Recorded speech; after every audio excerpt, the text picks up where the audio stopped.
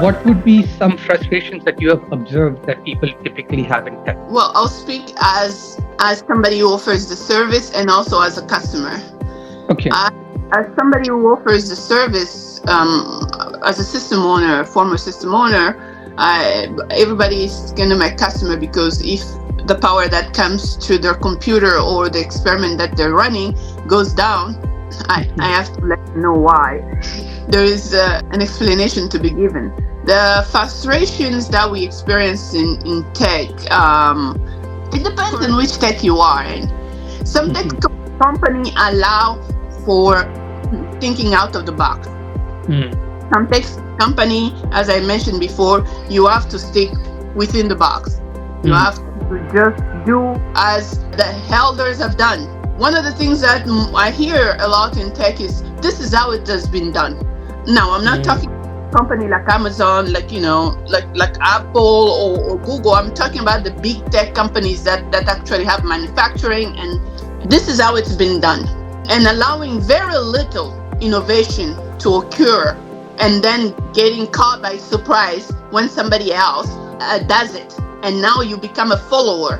So that's one of the frustration that happens in tech that I see a lot of my peers experience. You are kind of dismissed to the side. This is how it's been done. You see that idea being implemented, then you become a follower, not a leader. Yeah, that happens a lot. In my former job, it was more to sustain. A lot of sustaining used to happen. So you were not very encouraged to think outside the box. I see. Because we want to maintain stability. We want to maintain the comfort that things are going to work, because this is the way they're done. Cool. So you were talking about, the stability, the cost of innovating and creativity. It comes at a cost. That's what you were talking last. Yes.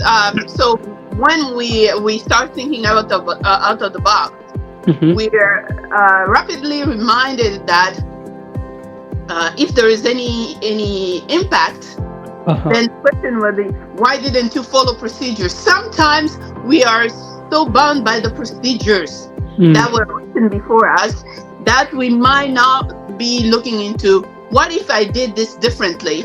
What would happen? That we are not given amplitude to practice, maybe not on a live system, but to just have that flexibility to practice in a scenario where you choose a different path than what is in the procedure. So most of the time it's a tried on method. It works just fine. No need to change it. So that discourages a little bit of, maybe we should look at it differently. Maybe what wasn't this stuff. So you come in and you're told this is the way it's been done, and that's it. So those are the challenges that I have encountered myself, and also not looking the part. Not looking the part. For certain job, people still expect to see somebody who looks a certain way. Right. So when you show up yourself in some fields, you will encounter that the majority that is there practicing skill are people who have been there for 30, 40 years, and people who know these systems by head, by memory, they dream about it.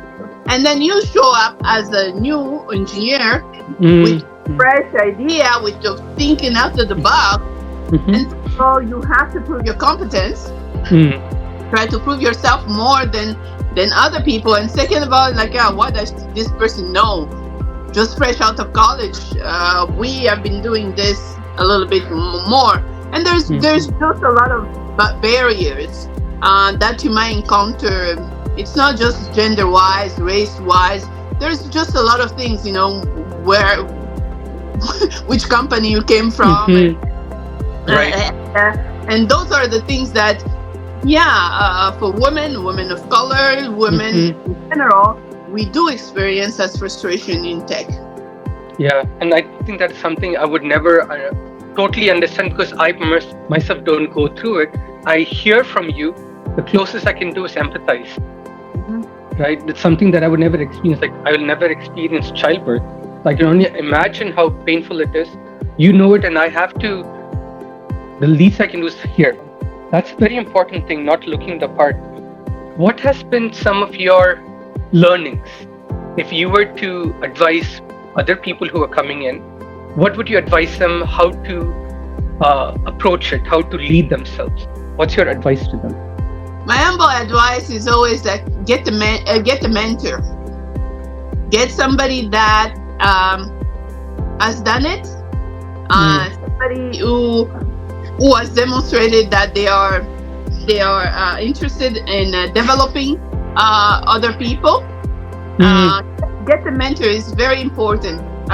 It can be either there's a mentor that you have a plan where there's some days that you talk about your technical growth, your career path, and there's some days you just talk about your experience, your day to day, what you experience as a person. But both situation you need a mentor just to try and coach you and advise you and talk about what they have seen, because sometimes we can react to something emotionally, right? And not remain to facts. And sometimes we don't know better. We were not taught some of these things in school. We're finding ourselves in situation where you're like, oh, this is the way things are. So get yourself a mentor and be prepared in every situation. Don't take anything for granted. You have a meeting, get prepared for it.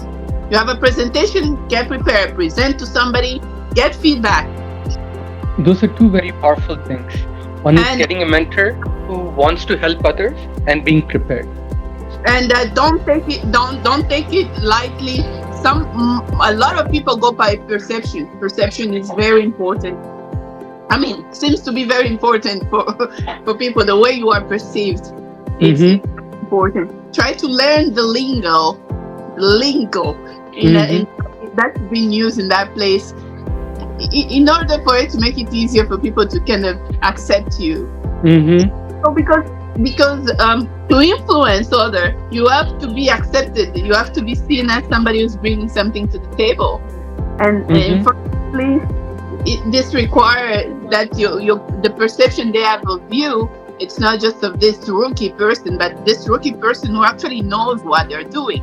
So perception goes with it as well. Okay. Is it right to say that the perception is perhaps not your reality, but you own your perception? That's true. It's not your reality, but you own your perception. That's correct. I totally agree. What you're saying. So from what I'm learning from you is you cannot ignore it. You got to learn the lingo to be accepted and influenced. It sounds like you're not changing who you are. You're leveraging the other person's language to still connect with them what you want to bring to the table, right? You're not losing who you are. That's correct. I'm not an advocate in changing who you are, because sooner or later it's going to break you. You're going to break. Right. Just learning how that can best work with your personality, with your career goals and your growth. So you're trying to just like in any class or in any life experience, the best way you can communicate is by trying to learn the language of the culture in which you are, in order to be impactful, in order to explain something to somebody so you are better understood. But always at heart to remain yourself, because even if you're a rookie, you bring something to the table. There is a reason why they employed you. They saw potential in you. They saw thinking out of the box. One thing that I heard recently is that usually in this big company or this tech company, this corporate, they don't lack innovator. They don't like her at the higher level, that are more like vice president, president, or because at the lower level they just want somebody who obeys the rule and does as they're. I have a hard time with that, but that's what I heard. Why do you think that is the case? What do you think drives such want or behavior? So, I believe that at the lower level, we are expected to follow process. When you start, the easiest way to get to learn the job, just follow what has been done. The more you grow into your position, or the more you grow career-wise, the more levels you go up, then they want you to come up with something different. So at the bottom level, they just want to maintain status quo. It's like in economic when you have the cash cows, and then you have the thing that impact the market. So at higher level, you have somebody who impacts the market. At lower level, you just want cash cows. People come in who maintain the status quo. Something that you're gonna sell, you know that you're gonna sell, and you're gonna get some money from it. At the higher level, you want something a little bit more innovative, where you can ask more money for it. So I think that's what influences this behavior.